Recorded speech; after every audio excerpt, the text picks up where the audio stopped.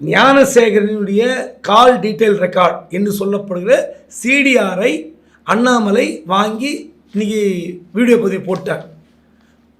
வெறும் குற்றவாளியான ஞானசேகரனுடைய சிடிஆர் மட்டுமல்ல, திமுக வட்டச் செயலாளர் கோட்டூர் சண்முகத்தினுடைய சிடிஆரையும் அண்ணாமலை வாங்கி பார்த்திருக்கிறார். அந்த சிடிஆரில் தான் கோட்டூர் சண்முகம் மா சுப்பிரமணியம் பேசினார்ன்ற விவரம் தெரிய வருது. அந்த சிடிஆரில் தான் கோட்டூர் சண்முகம் இன்ஸ்பெக்டரும் பேசணும் தெரிய வருது.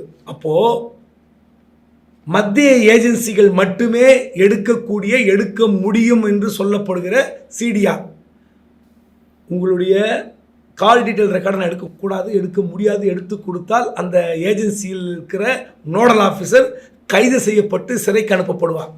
அது தனி மனித சுதந்திரத்திற்கானது. சிடிஆர் என்பது கொடுக்கக்கூடாது.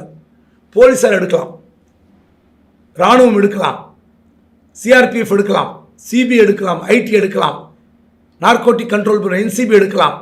இப்படி ஸ்டேட் ஏஜென்சி, சென்ட்ரல் ஏஜென்சி எடுக்கக்கூடிய சிடிஆர் அண்ணாமலைக்கு எப்படி கிடைக்கிறது?